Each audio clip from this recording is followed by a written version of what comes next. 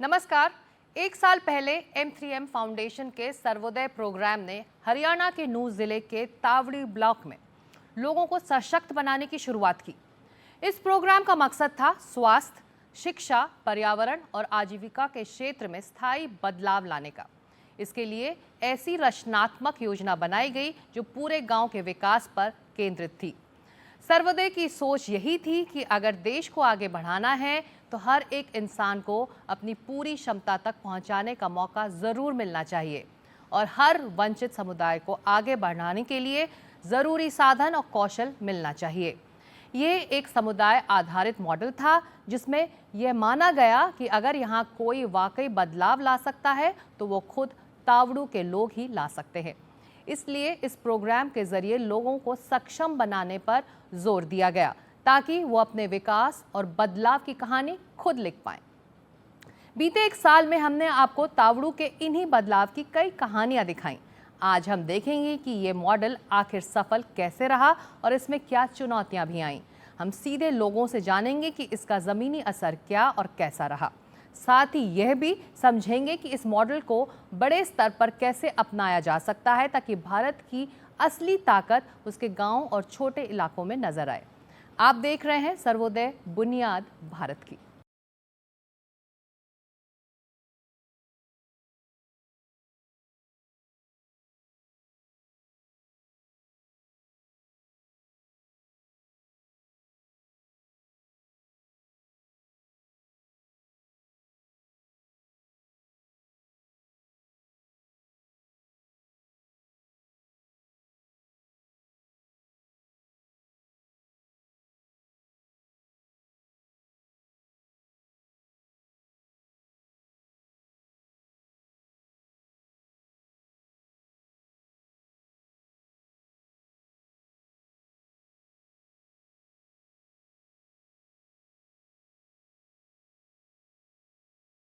तो ये थी तावड़ू में चल रहे काम की एक छोटी सी झलक। हमारे साथ स्टूडियो में मौजूद हैं डॉक्टर पायल कनौडिया, चेयरपर्सन है M3M फाउंडेशन की, और डॉक्टर ऐश्वर्या महाजन, मैनेजिंग ट्रस्टी M3M फाउंडेशन।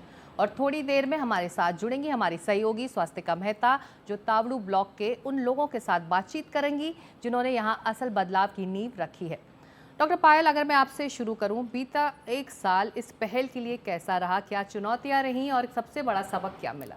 नमस्कार। बीता एक साल सच में सर्वोदय प्रोग्राम के लिए एक year of transformation, year of true impact, year of growth था। सर्वोदय प्रोग्राम का जो हमने रिजल्ट्स देखे वो हमें बीते एक साल में एक्चुअली ग्राउंड पे देखने को मिले। जो हमारा इम्पैक्ट रहा, अगर मैं नंबर्स में बात करूं, हमारा सबसे बड़ा इम्पैक्ट डिजिटल लिटरेसी और एजुकेशन में अगर हम बात करते हैं तो हमने तकरीबन 13 digital classrooms and interactive screens install किए, जिसकी वजह से हम 10,000 से ज़्यादा बच्चों तक पहुंच सके। हमने अपने साक्षर प्रोग्राम के थ्रू लगभग 150 से अधिक बच्चों को स्कॉलरशिप्स दी, सो दैट कोई भी बच्चा फाइनेंशियल कॉन्स्ट्रेंट्स की वजह से, specially girl child, financial constraints की वजह से पढ़ाई से पीछे ना छूटे और अपनी पढ़ाई ना छोड़े, स्कूल से ड्रॉप आउट ना हो। अगर हम बात करते हैं livelihood generation, skill development, youth empowerment की, सो हमने वहाँ पे रिसोर्स सेंटर्स बनाए। उन रिसोर्स सेंटर्स से लोगों को स्किल ट्रेनिंग दी। स्किल ट्रेनिंग के थ्रू लोगों ने अपनी अपनी आजीविकाएं कमानी चालू करी। यूथ ने majorly computer training, laboratory training, construction training, ये सब के थ्रू यूथ को एम्पावरमेंट किया। They were employable and they also started their own businesses.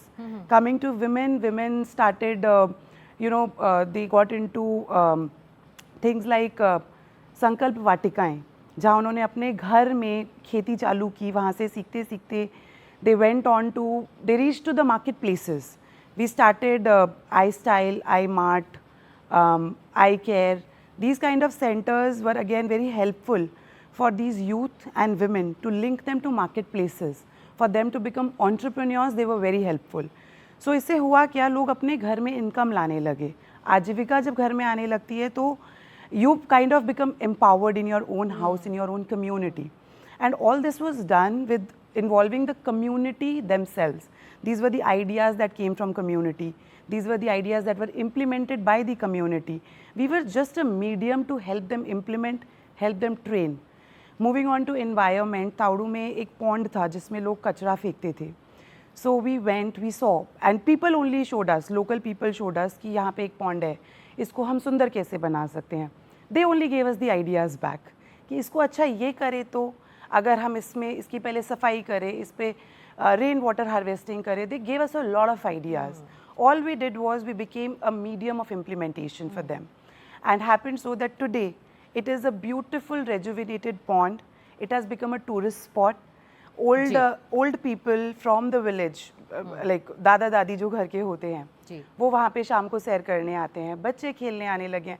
In fact, local people now take a pride in getting their relatives. खुद ही जुड़ रहे हैं अब इस पहल से, और जो कि एक बड़ी कामयाबी भी है इस प्रोग्राम के लिए. ऐश्वर्या जी, आपने पिछले एक साल में जो तावड़ू में किस तरह का बदलाव आपने देखा है, और खासकर के जो समुदाय है, जो सोसाइटी है वहाँ की, उसकी भागीदारी किस तरह से बदली है और कितनी बढ़ी है? किसी ने कहा है कि आदमी आकाश को भी जानता है, आदमी पाताल की तह छानता है, परखता भूगर्भ की सब हड्डियाँ, किंतु स्वयं को नहीं पहचानता है. तो अगर मैं कहूं कि सर्वोदय कार्यक्रम ने तावड़ू क्षेत्र में रहने वाले जो हमारे जितने भी साथी हैं उनको अपने आप को पहचानने में मदद की है, तो शायद ये गलत नहीं होगा. तो जो परिवर्तन की हम बात करते हैं, जो हमने देखा है पिछले सालों में, जो लोग आज वो अपने विकास की रूपरेखा खुद बना रहे हैं. क्योंकि जब हमने शुरू किया था हम कह रहे थे कि ग्राम समितियां बनानी है, ग्राम समितियों के जरिए हमें गांव का एक विकास की रूपरेखा बनानी है. तो लोग बोलते थे कि हम कैसे अपने गांव की विकास रूपरेखा बनाएंगे, ये तो सरपंच का काम है, ये पंचायत का काम है. तो जब हमने कहा कि नहीं, एक विलेज मैनेजमेंट डेवलपमेंट कमेटी जो आपकी है, जो आप खुद बना रहे हो, आपको देखना है आपको गांव में क्या ज़रूरतें हैं.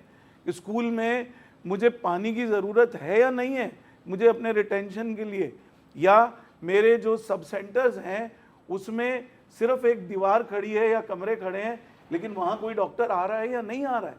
ये सारी चीज़ों की जिम्मेदारी आपको लेनी पड़ेगी. और जब पहली ग्राम विकास योजना बनी और उसके ऊपर काम होना शुरू हुआ, तब लोगों को लगा अच्छा ये हम भी कर सकते हैं. वो जाने लगे, पंचायत की योजनाओं में भागीदारी करने लगे, जो पंचायत का एक्शन प्लान बनता है उसमें कंट्रीब्यूट करने लगे. तो धीरे धीरे अब उन्हें पता चला कि हमें कहाँ ज़रूरतें हैं, किस तरीके की रूपरेखा बनानी है, उसका बजट कहाँ से आएगा, वो खुद ढूंढ रहे हैं. और जहाँ गैप फंडिंग लगती है वहाँ आके बोले कि हमें इस पैसे को कहीं से मोबिलाइज करना है. तो मुझे लगता है कि सबसे इम्पोर्टेंट जो चीज़ सर्वोदय ने की, वो लोगों को जागृत करने का किया, लोगों को ये बताने का किया कि विकास केवल तभी संभव है जब हम अपने विकास की भागीदारी या अपने विकास की रूपरेखा खुद बनाएं. आपने कहा कि भागीदारी में पहल हुई है, समुदाय खुद जुड़ा, लेकिन आप दोनों से मेरा सवाल है, आसान था पेनिट्रेट करना, लोगों को समझाना? So every beginning has its own challenges. You know, when you sow the seeds, it takes time for the tree to come up. तो बिल्कुल सेम था. It was tough. People were not willing to do it. मुश्किल था. But जब लोगों को धीरे धीरे समझ आया और जब कम्युनिटीज इन्वॉल्व हुई, यू नो, लोगों को हमने लोगों की परेशानियां समझाई, it became easy. It was just probably पहले 2-3 महीने थोड़ा मुश्किल था. इवेंचुअली जब लोग खुद आने लगे, जुड़ने लगे, समितियां बैठने लगी, आई थिंक उसके बाद ये प्रोसेस बहुत ईजी होता चला गया. बिकॉज लोग ही आते हैं, लोग ही परेशानी लाते हैं, लोग ही सोल्यूशन लाते हैं. Like he was just mentioning, वो फंडिंग का भी इंतजाम खुद करने की कोशिश करते हैं, सिर्फ जहाँ शॉर्टफॉल होती है या जहाँ उनको नहीं समझ आता. That is where now they expect our intervention, and I think very soon हम उसको इतना सस्टेनेबल, सेल्फ सस्टेनेबल बना पाएंगे, पॉसिबली इन अ ईयर और सो, कि उसके बाद उनको शायद M3M फाउंडेशन की ज़रूरत भी नहीं होगी और M3M फाउंडेशन सेम काम आगे बढ़ा सकती है. और यही सबसे बड़ी कामयाबी होगी उस इलाके के लिए. रोड ब्लॉक्स थे, आपका क्या अनुभव रहा? देखिए, मतलब रोड ब्लॉक्स तो मैं नहीं कहूँगा, लेकिन देखिए, हर जब भी कोई भी कार्य योजना या रूपरेखा बनती है, उस कार्य योजना और रूपरेखा के लिए जैसे जैसे चैलेंजेस आते हैं वैसे वैसे आप रास्ता ढूंढने की कोशिश करते हैं. हमें लगा कि हमें सबसे पहले हमने माता समितियां बनाई, मदर्स कमेटी जब बनी तो गांव की जितनी महिलाएं थी, जितनी भी मदर्स थी, वो उसमें जुड़ी। जो बच्चों की शिक्षा को लेकर जागरूक हुई, वो अपने बच्चों को पढ़ाना चाहती थी, उन्होंने काम किया। फिर हमने युवा समूह बनाए। उसके बाद हमने वहाँ पर जो बच्चों के हैं वो बाल सभा, बाल संसद बनाई। युवाओं के समूह के बाद किशोरियाँ समूह हमने बनाए। और जो सबसे बड़ा इंटरवेंशन हमने किया, हमने गांव के ही जो युवक या युवतियां थे जो विकास में भागीदार बनना चाहते थे, पहले तो वो वॉलेंटियर रहे और बाद में हमने उनको सर्वोदय दूत बना दिया, जो कि एक ऐसा माध्यम बने कि अपने गांव की रूपरेखा देख रहे हैं, वो उसका पार्ट हैं, वो वहाँ की समस्याएं समझ रहे हैं और फिर सबके साथ मिलकर उस पर काम करना चाह रहे हैं। तो मैं ये नहीं कहूँगा कि समस्याएं नहीं थी, समस्याएं थी, लेकिन हर समस्या के समाधान के लिए भी लोगों ने ही हमें हेल्प किया, उन्होंने ही रास्ते ढूंढे, उन्होंने ही सुझाया कि ये करना चाहिए और फिर रास्ता निकलता रास्ता है। अपने आप निकलता है। अब हमारे साथ जुड़ रहे हैं श्री धीरेन्द्र खडगटा जी, जो रोहतक के डिप्टी कमिश्नर हैं और पिछले साल तक नूंह जिले के डिप्टी कमिश्नर थे। बहुत शुक्रिया, आपने एनडीटीवी के इस पहल के लिए वक्त निकाला है। नूंह जिले के सामने विकास संबंधी कौन कौन सी मुख्य चुनौतियां रही आपके मुताबिक? तावड़ू में M3M फाउंडेशन के काम ने जिला प्रशासन के विकास की कोशिशों में किस तरह का योगदान दिया? देखिए, मैं सबसे पहले बताना चाहूँगा कि Nuh one of the aspirational district है, जो कि प्रधानमंत्री जी के द्वारा जो एस्पिरेशनल डिस्ट्रिक्ट प्रोग्राम चला जा रहा है, उसके अंतर्गत वन ऑफ द डिस्ट्रिक्ट है जिसके अंदर काफ़ी एस्पिरेशंस हैं आगे बढ़ने की। ट्रेडिशनली ये गुड़गांव जिले का पार्ट होता था, लेकिन स्पेसिफिकली इसको कार्व आउट करके इसको प्रधानमंत्री जी के द्वारा एक एक रोड मैप के अंतर्गत इसको एस्पिरेशनल डिस्ट्रिक्ट डिक्लेयर किया गया। मेरा इंटरेक्शन उनके 2 बार रहा। जब मैं पहले डीसी भी था, उसके बाद मैं दोबारा जब डीसी बन के गया, तब भी उनका प्रोग्राम को मैंने ऑब्जर्व किया और उन्होंने ना सिर्फ ग्रामीण इलाकों में बल्कि शहरी इलाकों में दोनों में काम किया।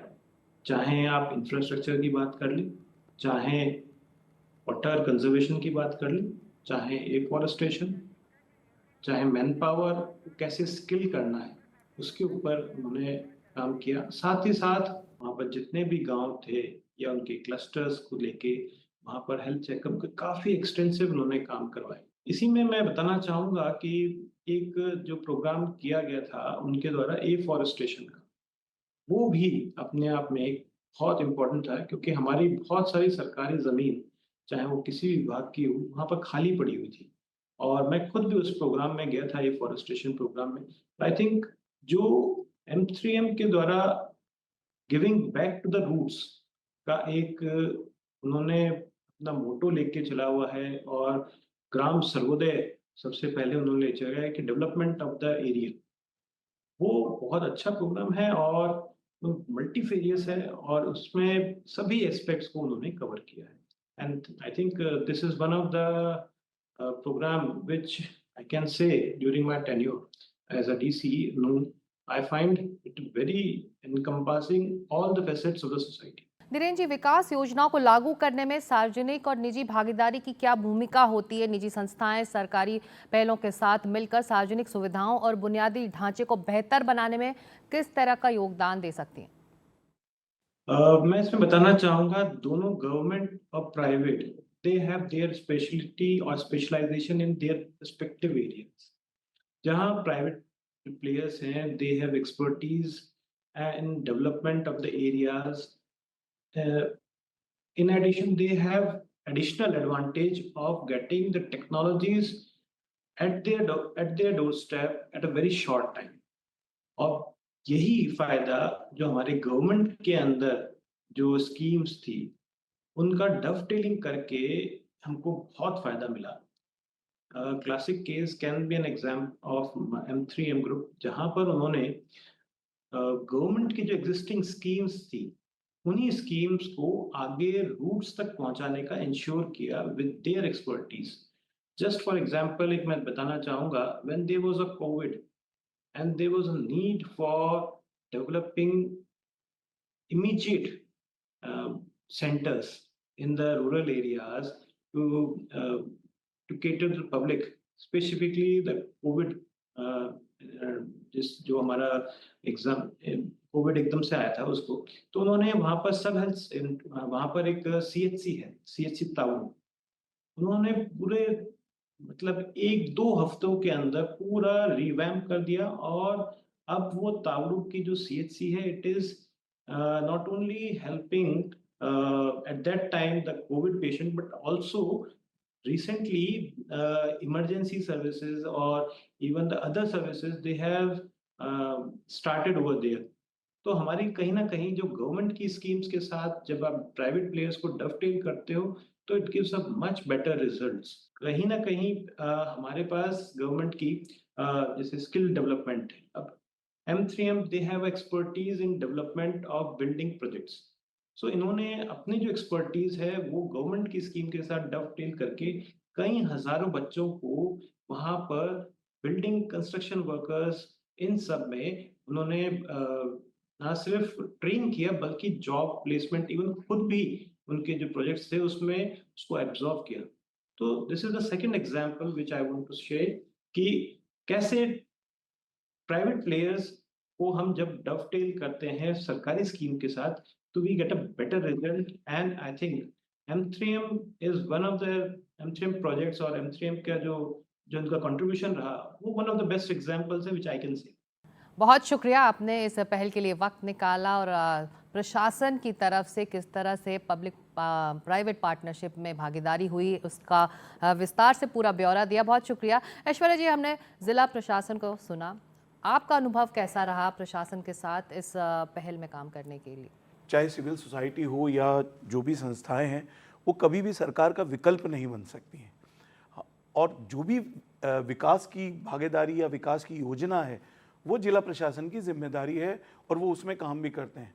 तो मैं तो अपने आप को भाग्यशाली मानता हूं कि जैसा कि अभी धीरेन्द्र जी ने कहा कि एस्पिरेशनल डिस्ट्रिक्ट था नूह, और नूह एस्पिरेशनल डिस्ट्रिक्ट में भी अगर हम बात करते हैं तो जो सरकार ने लिस्ट जारी करी थी 120 के आसपास जिलों की, उसमें भी निचले पायदान पे आता था। तो उन जिलों के अंदर जाकर जब काम करने की हमने बात की, तो मैं तो भाग्यशाली रहा जब हमने शुरू किया। धीरेन्द्र जी, शक्ति सिंह जी थे, उसके बाद अजय कुमार जी आए, फिर धीरेन्द्र जी रहे। तो सब लोगों ने अपने जो विजन थे उस जिले के विकास को लेकर उन्होंने वो सारी भागीदारी की बात हमसे की, उन्होंने इसको आगे बढ़ाने की बात करी, और जहाँ जहाँ भी ज़रूरत पड़ी उन्होंने आगे बढ़कर ये बोला कि ऐश्वर्या जी ये चीज़ होना चाहिए।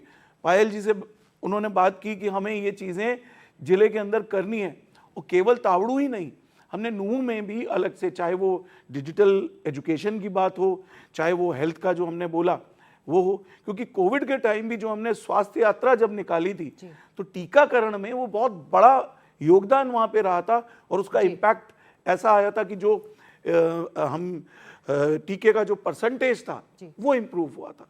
तो मुझे लगता है कि कोई भी भागीदारी बिना प्रशासन के साथ के हम सोच भी नहीं सकते, और संभव ही नहीं। बिल्कुल, और हम बस थोड़ी ही देर में तावड़ू चलेंगे, जहां पर बैठे सभी साथियों और समुदाय से जुड़े लोगों से बातचीत हम करने वाले हैं। लेकिन पायल जी, से पहले हम आपसे जानना चाहते हैं, ऐश्वर्या जी ने कुछ देर पहले जिक्र किया सर्वोदय दूत का, इन दूतों का क्या काम होता है, अगर हमारे दर्शकों को आप समझा पाएँ, और वो किस काम के लिए वहाँ पर लाए गए हैं, यहाँ पे बनाए गए हैं? जी बिल्कुल।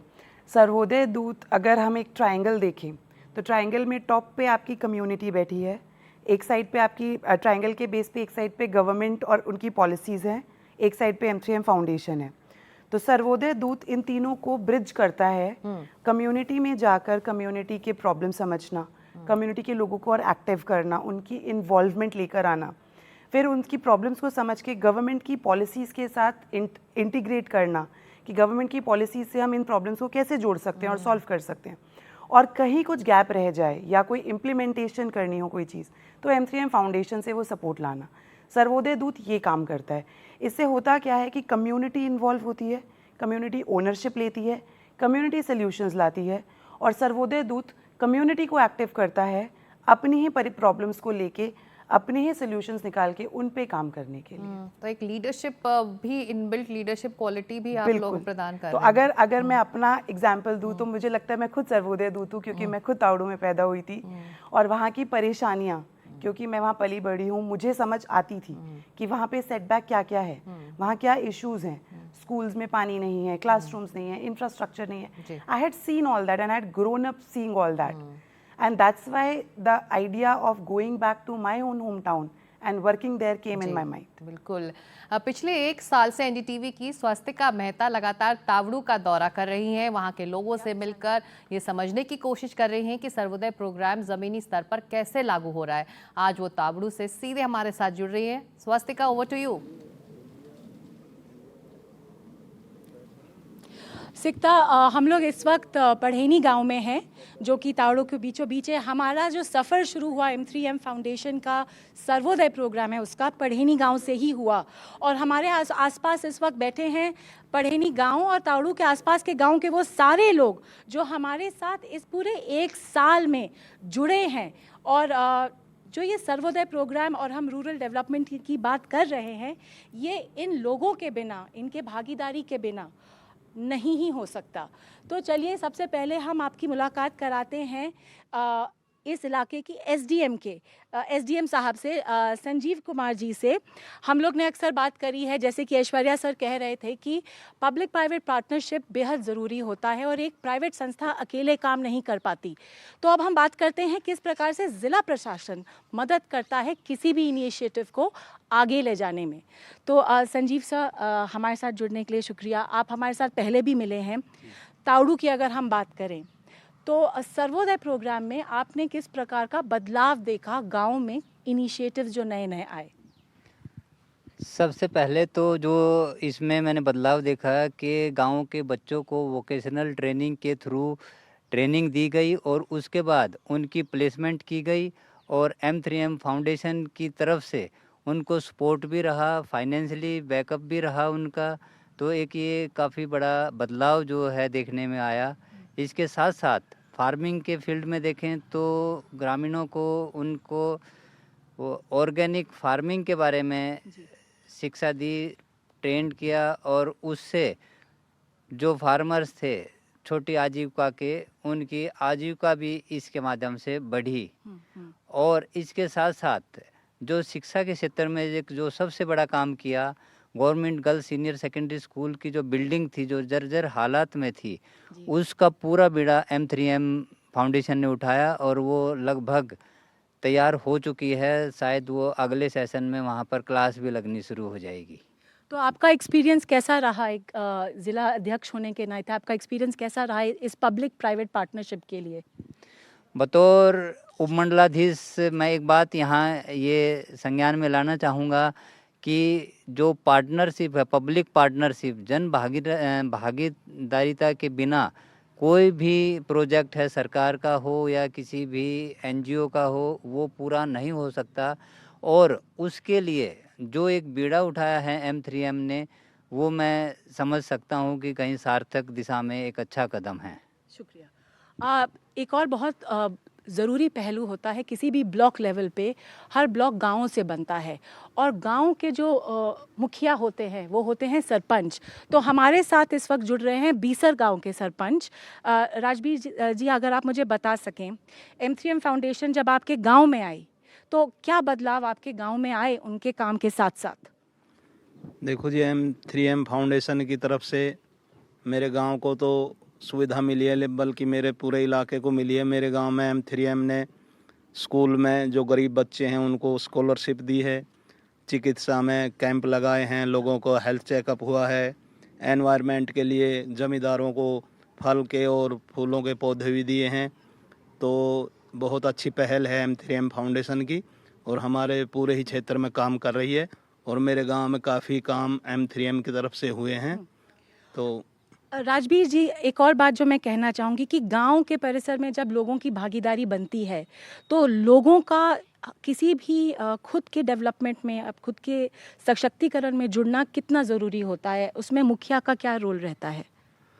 देखो जी, कोई भी है, हम तो हर वर्ग की, हर गांव में जो भी है उनकी हेल्प के लिए प्रशासन से या क्यों कोई भी, जो SDM साहब ने बताया, कोई भी NGO के माध्यम से किसी भी परिवार को जो लाभ हमारे माध्यम से मिल सके, हम उनके साथ तत्पर खड़े रहते हैं, उनकी हेल्प करते हैं जी।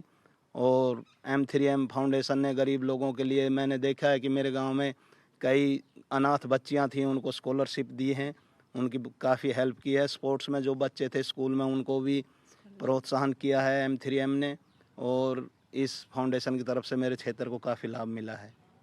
Thank you. तो हमने ये देखा कि किसी भी काम को करते समय प्रशासन को और गांव के जो प्रतिनिधि होते हैं उनको जब हम साथ लेके चलते हैं तो गांव का विकास का जब हम काम कर रहे होते हैं तो उसमें आसानी होती, क्योंकि आप लोगों तक पहुंच सकते हैं, उनके दरवाज़ों तक दस्तक दे सकते हैं। अब हम आने वाले हमारी बातचीत चलती रहेगी सिकता, क्योंकि हमारे साथ गांव के दूसरे लोग भी जुड़े हैं जो कि बेनिफिशरीज़ भी हैं लेकिन कार्यकर्ता भी हैं सर्वोदय प्रोग्राम के, साथ ही साथ स्कूल के प्रिंसिपल्स हमारे साथ जुड़े हैं। स्पोर्ट्स स्कॉलरशिप में जिनको स्कॉलरशिप मिली है, लक्ष्य स्कॉलरशिप, वो बच्चे हमारे साथ जुड़े हैं। तो हम अगले सेगमेंट में हम इन लोग से भी बात करेंगे, हमारी बातचीत चलती रहेगी। बिल्कुल स्वस्तिका, जब इतना अच्छा काम ज़मीन पर हो रहा हो तो ये सभी आवाज़ें पहुंचनी चाहिए, उन्हें एक मंच भी मिलना चाहिए। स्वस्तिका, हम एक छोटा सा ब्रेक ले रहे हैं, जिसके बाद फिर से आपसे ये बातचीत हम जारी रखेंगे।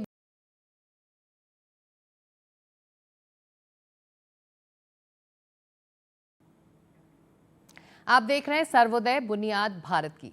एक बार फिर हम चलते हैं हरियाणा के नूंह जिले के तावड़ू ब्लॉक में, जहां मौजूद हैं हमारी सहयोगी स्वस्तिका मेहता। स्वस्तिका, बहुत सारे लोग आपके साथ हैं, ज़रूरी है उनको भी सुनना, क्या कहना चाहते हैं ये सभी इस पहल पर?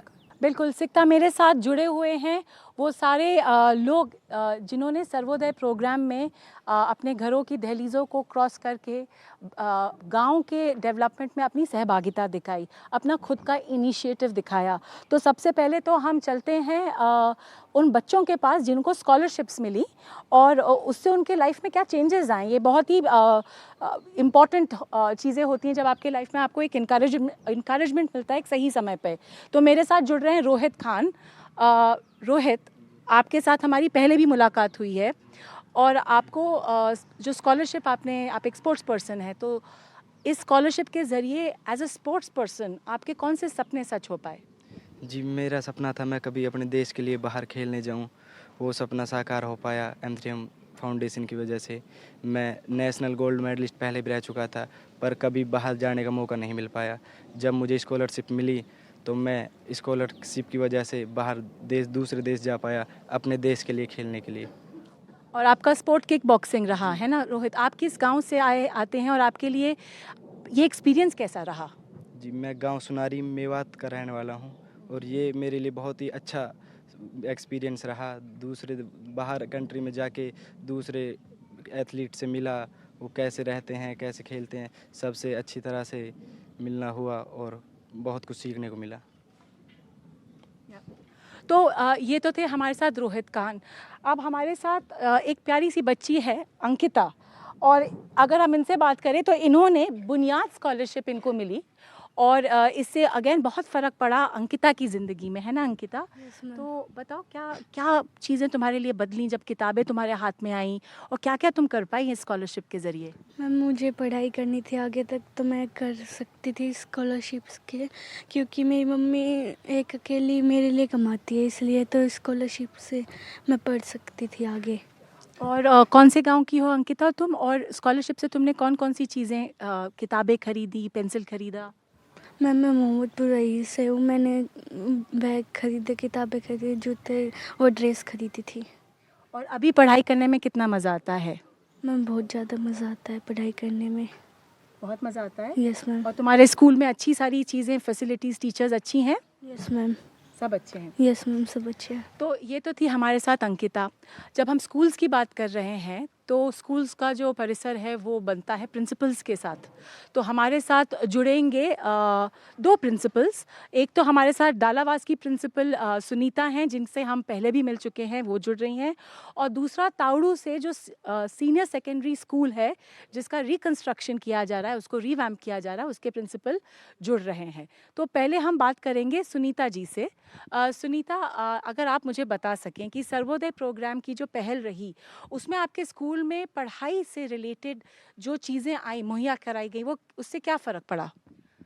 जहाँ तक साक्षरता की बात है तो जो डालावास है वो डिजिटल लिटरेसी के मामले में बिल्कुल ना के बराबर था, लेकिन जब हम M3M फाउंडेशन के संपर्क में आए तो उन्होंने वहाँ पे एक डिजिटल लाइब्रेरी स्थापित की।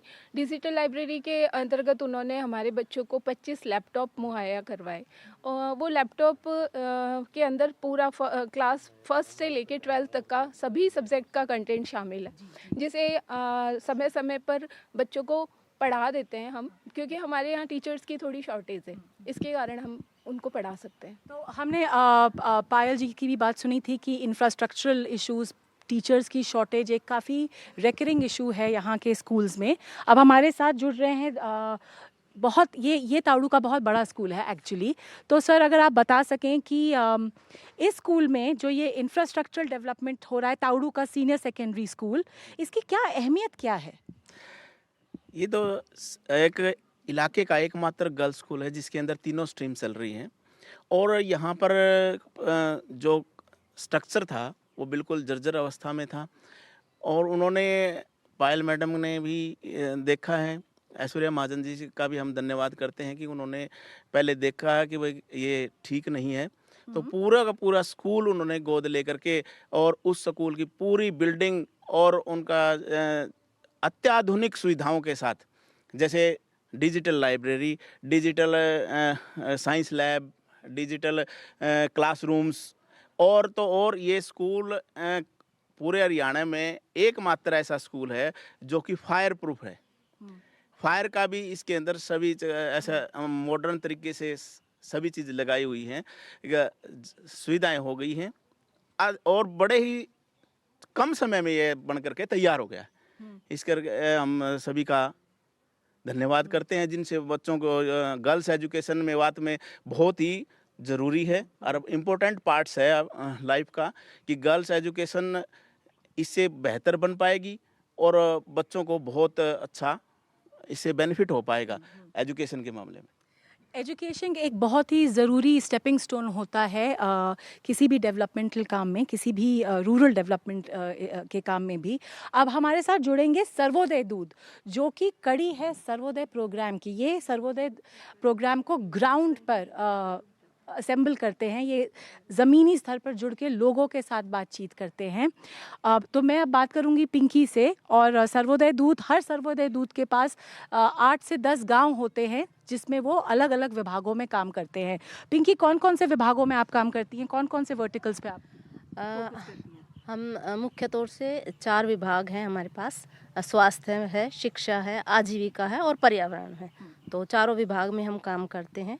तो एक बहुत ज़रूरी बात होती है आप लोग के काम में लोगों से बात करना, और आप खुद भी अपने घर के बाहर निकल के आप काम कर रही हैं। तो इस पूरे काम में सशक्तिकरण करना अपना और लोगों का बहुत ज़रूरी होता है। आपका एक्सपीरियंस कैसा रहा पिंकी इसमें? इसमें ये रहा कि हमें भी बहुत अपने घर से निकल के अपने आप को हमारा एरिया है उसमें जाके हमें देखे लोगों की ज़रूरतें क्या है। हर क्षेत्र में, शिक्षा में ही है, जैसे तो यहाँ की लड़कियाँ हैं बहुत पीछे हैं, तो उनकी ज़रूरत वास्तव में पढ़ने वाली है, उनको सहायता नहीं मिल पाती है, तो उनकी खोज करना एक तरह से, जाके उनके परिवार तक मिलना, गांव में पूछताछ से देख के उनसे कि वास्तव में ये लड़की पढ़ सकती है, इसके हम क्या सहायता कर सकते हैं। और उसमें हम अपने आप से भी देखते हैं कि हम अपने क्षेत्र में, हमारा अपना एरिया है और हमारे लड़कियां पढ़ें। इसी तरह आजीविका में भी है, महिलाएं घर में हैं और वो कुछ करना चाहती हैं काम, तो उसकी भी हम इस तरह से खोज करते हैं कि वास्तव में ये महिला ज़रूरतमंद है और इसको करने की कुछ इच्छा है, तो उनकी खोज करते हैं। तो ये रिसर्च, इस खोज के काम को आप ज़मीन के स्तर पे घर घर जाके मुलाकात करके करती हैं। जो एक बहुत इम्पॉर्टेंट पहलू ये भी होता है कि लोग आपसे कैसे रिएक्ट करते हैं। जान मोहम्मद जी, आप भी सर्वोदय दूध है, लोगों से आप जब मिलते हैं तो आपकी बातचीत, आप लोग का जो इनिशिएटिव है, आप उनको घरों से निकालना कन्वीनियंट नहीं है, कोई भी नहीं करना चाहेगा आसानी से। लोग आपसे कैसे रिएक्ट करते हैं? लोग ऐसे रिएक्ट करते हैं कि जैसे उनकी जो ज़रूरतें हैं, अगर हम इन जो 4 मुद्दे अभी पिंकी ने बताए हैं, 4 हमारे जो डोमेन हैं, उन पर जब हम बात करते हैं तो वहाँ के जो मुद्दे हैं, उन मुद्दों को विकास के साथ जब जोड़ते हैं रूरल ग्रामीण क्षेत्र में, तो वो वो जो लोग हैं उनकी जो ज़रूरत है उनको हम चिन्हित करते हैं, रिसर्च के द्वारा अवलोकन करते हैं। जैसे फॉर एग्जांपल किसान हैं, उनको नहीं पता होता है कि वहाँ के जो मेरी फसल मेरा ब्यौरा, उनका रजिस्ट्रेशन कैसे करते हैं, उनका पंजीकरण कैसे करते हैं, और जो फसल बीमा योजना है उनका रजिस्ट्रेशन का, और ये जो साक्षर जो बच्चे हैं, साक्षर स्कॉलर और लक्ष्य स्कॉलर, इनके टैलेंट्स को हम कोने कोने से, ढाणियों से, गांव से ढूंढ कर लाते हैं कि जो बच्चों का टैलेंट है वो गरीबी की वजह से वो अपना दिखा नहीं पा रहे, तो उस टैलेंट को जब हम खोज कर लाते हैं तो उनके फार्म वगैरह भरते हैं, उनकी पूरी प्रक्रिया हम करते हैं। ये एक बहुत ज़रूरी पार्ट हो जाता है कि कैसे गवर्नमेंट स्कीम्स को आप ले जाते हैं लोगों तक, तो ये भी एक बहुत इम्पोर्टेंट काम होता है रिसर्च में और लोगों के अवेयरनेस प्रोग्राम में। यदि मैं आपको ले जाऊँ लेडीज़ के पास, उन औरतों के पास जिनके साथ सेल्फ हेल्प ग्रुप सेटअप किए जाते हैं, जो कि अभी पिंकी भी बता रही थी, जान मोहम्मद जी भी बता रहे थे कि एक रिसर्च की जाती है ये फाइंड आउट करने के लिए कि कौन से काम आप ला सकते हैं गांव में, और औरतों को वो करते वक्त सीखने में इंजॉयमेंट भी है, एक नई स्किल भी है, और इस स्किल को आप मार्केट तक भी ले जा सकते हैं। तो अब मेरे साथ आप जुड़ी हैं, आप मसाले का काम करती हैं, तो यदि आप बता सकें कि आपने क्या सीखा, आपने क्या नई नई चीज़ें सीखी। सभी को नमस्ते, मेरा नाम कविता है, मैं सुबासेड़ी गांव से हूँ। पहले मैं मज़दूरी का काम करती थी, खेतों में जो मज़दूरी होती है उसका, तो वो पूरी साल मज़दूरी का काम नहीं चल पाता था। तो हमने सोचा, हम 2 महिलाएं हैं, 2 महिलाओं ने ये सोचा कि चलो ऐसा कुछ काम करते हैं जो पूरे साल काम चले। तो हमने मसाले के बारे में सोचा, मसाला जो हर घर की ज़रूरत होती है उसके बारे में सोचा। और हम पहले मिक्सी से मसाला पीसते थे, तो गांव-गांव से हमारे पास लोग मांग करने लगे कि मसाला दो, तो हमारे पास मिक्सी से मसाला पूर्ति नहीं हो पाती थी। इसलिए हमने M3M फाउंडेशन की टीम से मुलाकात की, उनके सामने एक प्रस्ताव रखा कि हमें मशीनों के लिए हमें मशीनें दी जाएं। तो M3M फाउंडेशन की टीम ने हमें वो मसाले की मशीनें दी। मैं उनका शुक्रगुजार करती हूँ कि आज हमारा काम बहुत अच्छा चल रहा है और इससे भी ऊंचे स्तर पर हम लोग काम करना चाहते हैं। सभी को धन्यवाद। सपने देखने की भी एक बहुत खूबसूरत कीमत होती है कि आप देखें सपने और एक एम्बिशन सेट करें कि हमने जो एक छोटा सा काम सेटअप किया है हम उसको ऊंचा परवान पे चढ़ाएं, उसको ऊंचाई तक पहुंचाएं।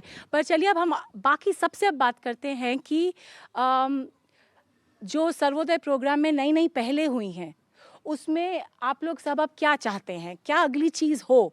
आपके साथ जुड़े रहे हैं ऐश्वर्या महाजन जी और डॉक्टर पायल कनोडिया जी, जो कि सर्वोदय प्रोग्राम को एग्जीक्यूटिव लेवल पे काम करते हैं। तो अगर आप बता सकें कि अगर कोई आइडिया है जो आप अगला कदम लेना चाहते हैं सर्वोदय के साथ, तो वो आप क्या चाहेंगे। जान मोहम्मद जी, मैं ये चाहूँगा कि जैसे M3M फाउंडेशन का काम तावड़ू ब्लॉक में हुआ है और सोशल मीडिया के माध्यम से वो पूरे मेवात और देश में वो उसका पता चला है, तो मैं ये मांग करता हूँ पायल जी से, उन लोगों के माध्यम से जिन्होंने नगीना ब्लॉक और तावड़ू ब्लॉक, पुराना ब्लॉक और झिरका ब्लॉक के लोगों ने, सरपंचों ने मेरे से बोला है कि M3M फाउंडेशन तावड़ू में काम कर रहा है, भाई उनको बोलो कि वो हमारे इन ब्लॉक में भी काम करें। तो ये जो नगीना, फिरोजपुर और पुराना ऐसे ब्लॉक है जहाँ पे पानी की बहुत खस्ता हालत है, पीने के लिए पानी नहीं है। लोग टैंकरों से 1500 2-2 हज़ार रुपये टैंकर से पानी डलवाते हैं। उन्होंने स्टोरेज टैंकर वहाँ पे बनाए हुए हैं, तो उन टैंकरों से वो पानी पीते हैं और उसी से वो खाना पीना पशुओं का सारा काम करते हैं। तो मैं मांग करता हूँ कि वहाँ पे जल संरक्षण, पानी पे काम किया जाए। लोगों की ये मांग है और ज़रूरत भी है। बिल्कुल बिल्कुल। तो एक तो ये पहल हो गई जो आप चाहते हैं, खुद सर्वोदय दूत बता रहे हैं अपने ब्लॉग के बारे में। अब हम बात करते हैं सुनीता जी से। सुनीता जी, अगर आप स्कूल्स के लिए कुछ चाहती हैं, अगला कदम, अगली पहल। जैसे मैं तो ये चाहूँगी कि जिस तरह से M3M फाउंडेशन ने गर्ल्स स्कूल को प्रमोट किया है, इसी तरह से डालावास स्कूल को या और अन्य गर्ल्स एजुकेशन को लेके और इनिशिएटिव लें तो बहुत अच्छा है। तो एजुकेशन के मामले में आप चाहेंगी कि और इनिशिएटिव लिया जाए। अब मैं बच्चों से पूछूंगी कि वो क्या चाहते हैं अपने गांव के लिए, वो अपने गांव के लिए किस प्रकार की ड्रीम्स रखते हैं, अगला कदम जो देखना चाहें वो अपने इलाके में। सुधा, तुम ड्रीम वीवर हो, हमने आपसे बात की थी, आप भी M3M फाउंडेशन के साथ जुड़ी हैं। आप अपने गांव के लिए क्या सपना देखती हैं। मैं गांव के लिए मतलब एक लड़कियों को बाहर नहीं निकलने देते, तो उसकी वजह से लड़कियों को बाहर निकलने से बहुत प्रॉब्लम होती है। तो मैं ये चाहती हूँ प्लीज़ लड़कियों को सपोर्ट करें और वो आगे निकले। ठीक, लड़कियों को सपोर्ट और उनका आगे निकलना।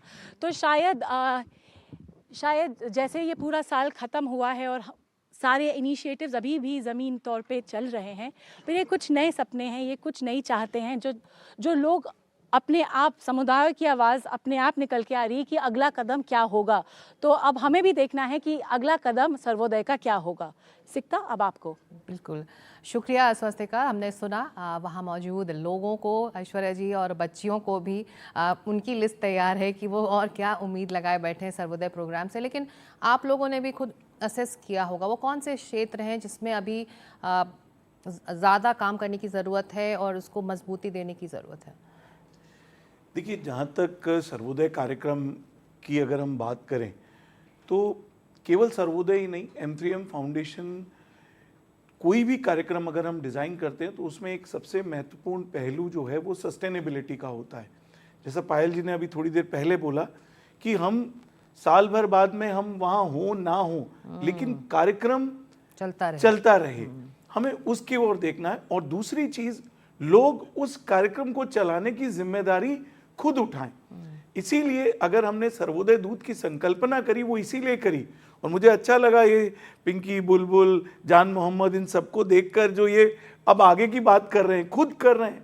और आज से अगर हम साल, 1.5 साल पहले की बात करें या 2 साल पहले की बात करें तो इन्हें खुद को अपने गांव के बारे में, समस्याओं के बारे में नहीं मालूम था। आज ये उस लेवल पर है कि ये खुद आगे बढ़कर ये बोल रहे हैं कि नहीं, इन चीजों और ये होना चाहिए, जरूरत है, ये होना चाहिए। तो मुझे लगता है कि एक हमने जो बुनियाद भारत की बात की, जब हमने सर्वोदय की बात कही, तो मुझे लगता है कि वो बुनियाद शायद ये सब देख के मुझे लगता है कि पड़ गई है, जहाँ पर लोग अपने लिए खुद बात कर रहे हैं, वो ये कह रहे हैं कि अभी और हमें करना है। तो निश्चित रूप से हमारा प्लान यही है कि हम सस्टेनेबिलिटी की ओर बढ़ेंगे। जहाँ हमने शिक्षा की बात करी है उस क्षेत्र में, क्योंकि बहुत सारे इंफ्रास्ट्रक्चर, लगभग मुझे लगता है कि हमने 13 से ज़्यादा स्कूलों के अंदर इंफ्रास्ट्रक्चर सपोर्ट दिया है। एक तो पूरा गर्ल्स स्कूल जिसकी हमने बात की है वो पूरा रिवैम्प हुआ है, क्योंकि तावड़ू में बच्चियों के पढ़ने के एक ही स्कूल है। और मुझे आज भी याद है जब पहले बार इस चीज़ का डिस्कशन पायल जी के साथ में हुआ, जब हमने उस स्कूल को विजिट किया, उसकी हालत देखी, तो पायल जी ने इमीडिएटली कहा कि नहीं, यहाँ पर मेरी बच्चियाँ नहीं पढ़ेंगी। मतलब वो जो एक अपनापन, एक एसोसिएशन होता है, वो वहाँ दिखा।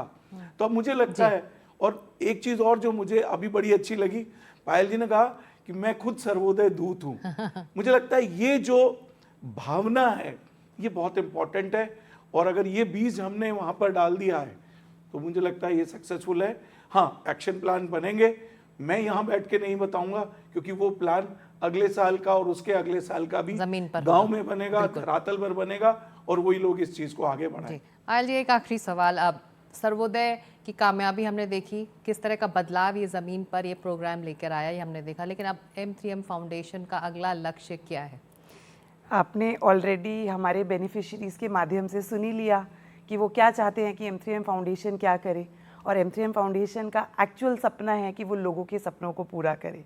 तो उनके सपने, हमारा जज्बा, साथ जुड़कर हम जो काम उनके लिए कर सकते हैं। और M3M फाउंडेशन का जन्म भी इसीलिए हुआ था। तो M3M फाउंडेशन लोगों से समझती है उनकी ज़रूरतें क्या है, और उनको पूरा करना M3M फाउंडेशन का अगला कदम होता है। बिल्कुल, बहुत शुक्रिया आप लोग जिस तरह से प्रतिबद्ध हैं बदलाव लाने के लिए, ज़मीन पर काम करने के लिए। सर्वोदय यानी कि सभी लोगों का उदय हो इस कार्यक्रम के ज़रिए। बहुत शुक्रिया। आज इस ख़ास कार्यक्रम में इतना ही था। NDTV इंडिया में लगातार खबरें जारी रहेंगी। बहुत शुक्रिया आप लोग स्टूडियो पे आए, इस पर चर्चा की। Thank you.